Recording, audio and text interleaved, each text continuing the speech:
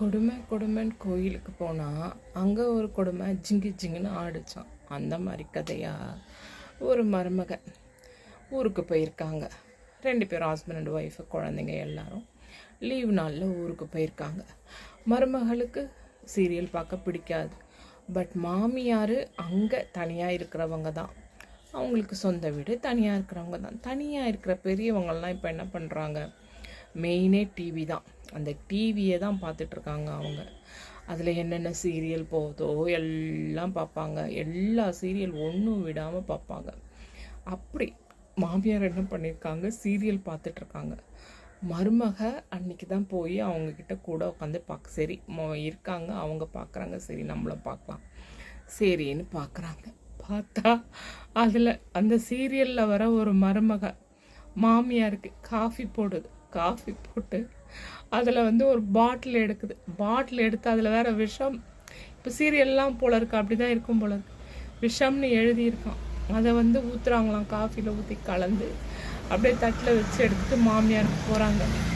அதோட பார்த்திங்கன்னா இடைவேளை இவனுங்க பண்ணுற அநியாய விளம்பரதாரர்கள் ஃபுல்லும் நடுவில் விளம்பரம். இது நடுவில் விளம்பரம் வந்துருச்சு. அப்போ மாமியார் கேட்குறாங்க மருமகளை, அவள் கொடுத்துருவாளா அப்படின்னு கேட்குறாங்க. உடனே மருமக, சிச்சோ இவங்க ஏதோ டிஸ்டர்ப் ஆகியிருக்காங்கன்னு சொல்லிட்டு நம்ம சொல்ல வேண்டாம் அப்படின்ட்டு, அது எப்படிமா கொடுப்பாங்க, கொடுக்க மாட்டாங்க அப்படின்ட்டு இவங்க சொல்கிறாங்க. மாமியார் சொல்கிறாங்க, இல்லை கொடுத்துருவா. இப்போ இருக்க மருமகள்லாம் எப்படி எப்பா என்னத்தை தான் கேட்குறாங்க, மாமியாரை எதிரி மாதிரில நடத்துகிறாங்க. மாமியார் தானே அவங்களுக்கு முதல் எதிரியே, அதனால் அவள் கொடுத்துருவா. இப்படி போது வாக்குவாதம். இவங்களுக்குள்ள ஒரு பிரச்சனையும் இல்லை. இது என்னென்ன சீரியல் பார்க்க போய் அதை பேச போய் அவங்க வேற மாதிரி பேச ஆரம்பிச்சிட்டாங்க. உடனே இவங்க, ஏமா நீங்கள் டென்ஷன் ஆகிறீங்க, ஒரு டீ போட்டு தரவான்னு கேட்டாங்க. உடனே அவங்க, டீயா எனக்கா, உன் கையால் இனிமேல் பச்சை தண்ணி கூட குடிக்க மாட்டேன்னுட்டாங்க. அட பகவானே, இவன் என்ன பண்ணா பாவம், சீரியல் பார்த்து இந்த மாமியார் மருமகள் அப்பப்பப்பப்பா முடியலை.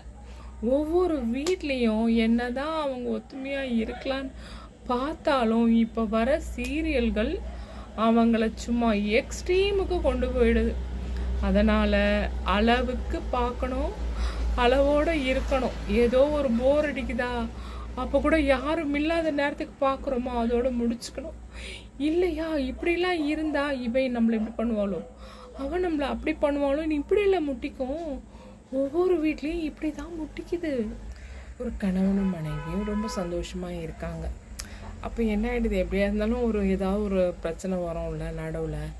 அப்போ ஏதோ ஒரு சண்டை வந்துருச்சு. அப்போ 2 பேரும் பேசிக்கல, ஒரு 2 நாளாக பேசிக்கல. ஸோ இந்த 2 நாளாக என்ன இவங்களுக்குள்ள கம்யூனிகேஷன் எப்படின்னா, ஒருத்தர் அவங்களுக்கு என்ன சொல்ல விரும்புகிறாங்களோ அதை எழுதி வச்சுட்டு ஒரு இடத்துல வச்சுட்டு இவங்க போயிடுவாங்க ஆஃபீஸ். 2 பேருமே ஒர்க் பண்ணுறவங்க. அப்படி ஒரு நாள் 2 நாள் ஆன பிறகு 3ஆவது நாள் கணவன் ஒரு லெட்டரை எழுதி எப்பயும் போல் வச்சுட்டு அவர் போயிட்டார். மனைவி கிளம்புறதுக்குள்ளே பார்க்கலாம் அப்படின்ற மாதிரி ஏதோ பார்த்துருக்காங்க. பார்த்தா அந்த ஒரு 4 வரி படிக்கிறதுக்குள்ளேயே அவங்க எமோஷ்னல் ஆகிட்டாங்க.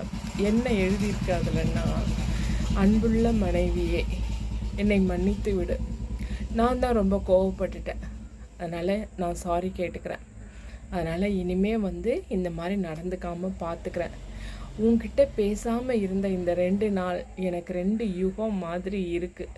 என்னால் முடியலம்மா, என்னால் பேசாமல் இருக்க முடியலம்மா, உன்னை விட்டால் எனக்கு யாருமா அப்படின்ற மாதிரி அந்த வரிகள் போகுது. உடனே அப்பயே அவங்க இமோஷ்னல் ஆகிட்டாங்க. உடனே இவங்க லீவு போடுறாங்க. அன்றைக்கி எல்லாம் வீடெல்லாம் ரொம்ப அழகாக க்ளீன் பண்ணுறாங்க. கணவர் பிடிச்ச எல்லாமே செய்கிறாங்க, சமையல் செய்கிறாங்க. அவர் ஈவினிங் வந்தால் என்ன சாப்பிடுவார், அவர் நைட்டுக்கு என்ன சாப்பிடுவார் அப்படின்ற மாதிரி எல்லாம் செஞ்சு வைக்கிறாங்க.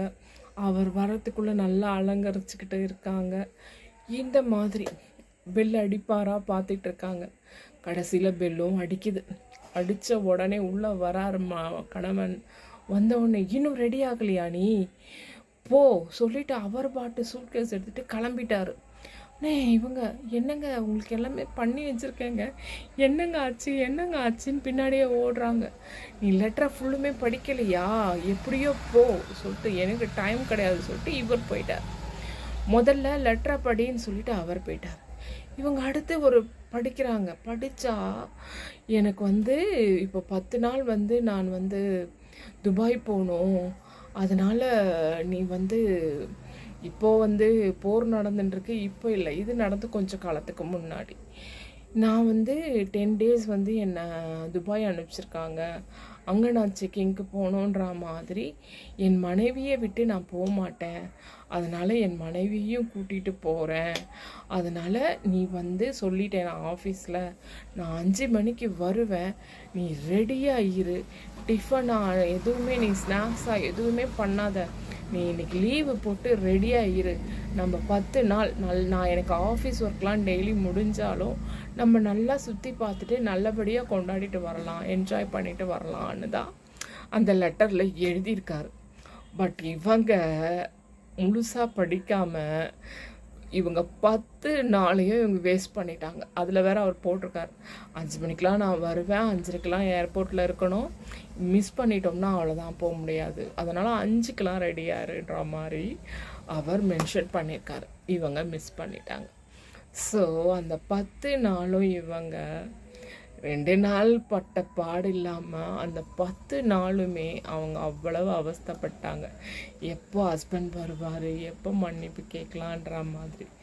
அதுதான் இந்த லேடிஸ்கிட்டையே முதல்ல என்ன கடகடன் அதை செஞ்சிட வேண்டியது. அது என்ன முழுசாக படிக்கிறது கிடையாது, முழுசாக சொல்கிறத கேட்கறது கிடையாது.